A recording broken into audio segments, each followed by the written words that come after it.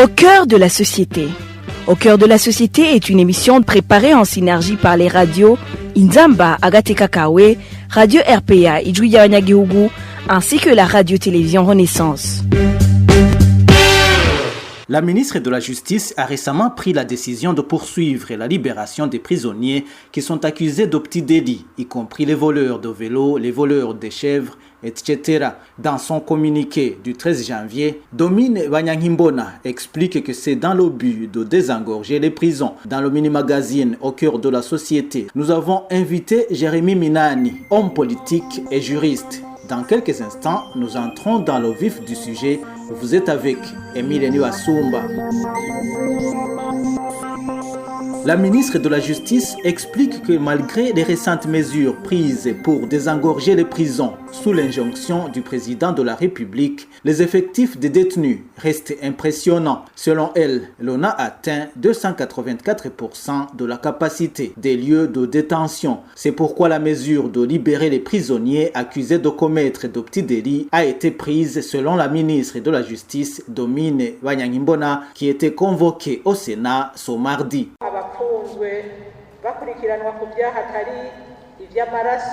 Ceux qui sont poursuivis pour les petits crimes, hormis les crimes de sang, les crimes de viol ou d'atteinte à la sécurité publique, devraient comparaître étant libres. Ce que nous voudrions signaler, c'est que nous n'avons pas supprimé la peine de servitude pénale. Cette peine est prononcée par un tribunal lorsque le prévenu devient coupable des faits lui reprochés.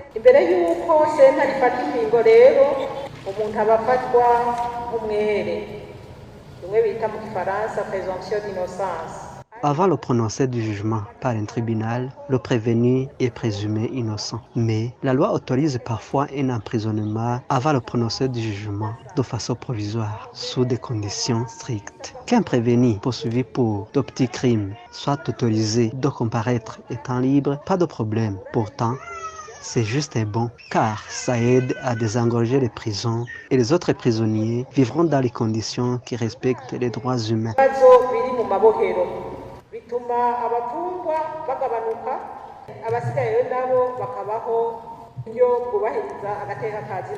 Au micro de nos confrères de la télévision Renaissance, Jérémy Minani, juriste et président du Rassemblement des démocrates burundais, estime que la mesure devrait être appliquée depuis longtemps si la justice burundaise fonctionnait normalement.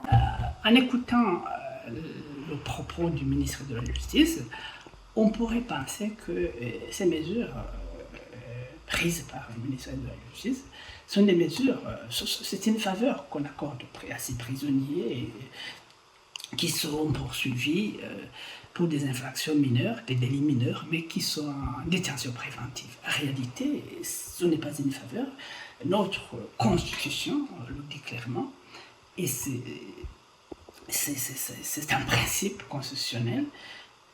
L'emprisonnement d'une personne, c'est une exception au principe de la liberté d'une personne accusée d'infraction. Donc, le principe, c'est la liberté, mais l'exception, c'est l'emprisonnement. Cela signifie que toute personne accusée d'infraction, peu importe l'infraction qui lui est reprochée, cette personne ne devrait jamais se retrouver en prison, à moins qu'il y ait des raisons sérieuses de le mettre en prison d'une manière préventive. Ces raisons sérieuses sont stipulées dans notre code pénal, c'est clairement indiqué. Par exemple, il est indiqué que on peut emprisonner une personne de manière préventive s'il est clair que cette personne peut se dérober à la justice, peut fuir la justice, cette personne peut faire pression sur les témoins, ou s'il peut, par exemple, porter atteinte à la sécurité de l'État ou à la sécurité publique ou à la sécurité des victimes de cette infraction. Bref, on voit que ce ne sont pas les personnes accusées d'infractions mineures qui devraient bénéficier de qui devraient être mises à liberté en attendant leur condamnation, leur jugement.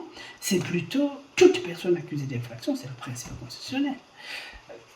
Alors, pour les personnes accusées de ces délits mineurs, on ne pouvait même pas parler d'emprisonnement préventif parce que, en réalité, parce qu'en réalité, il y a des délits mineurs qui, même en cas de condamnation, n'en conduisent toujours pas à la prison. Alors, on ne comprend pas pourquoi une personne accusée d'une infraction qui, même en cas de condamnation, ne sera pas condamnée à une peine d'emprisonnement, se retrouverait en prison d'une manière préventive pour cette infraction. Ça devient absurde. Alors, pour nous, nous pensons que cette mesure, ces propos du ministre de la Justice, est une façon de tromper l'œil des Burundais, de tromper l'œil de la communauté internationale, pour faire croire que voilà, il y a des gestes positifs que le ministre de la Justice et le chef de l'État, via le ministre de la Justice, veut faire pour libérer les prisonniers. Mais en réalité, comme je viens de le dire, personne ne devrait se retrouver en prison de manière préventive, à moins que des indices, des raisons sérieuses justifient son emprisonnement préventif. La ministre de la Justice, Domine Wanyangimbona, a précisé que jusqu'au 12 janvier, il y avait plus de 12 300 détenus dans les lieux de détention au Burundi, alors que la capacité d'hébergement ne dépasse pas environ 4 300 détenus. Et voilà, c'est par ici que nous mettons un point final au mini-magazine au cœur de la société. Merci à vous tous qui nous avez suivis à la présentation. C'était Émile Nibasumba. C'était l'émission Au cœur de la société.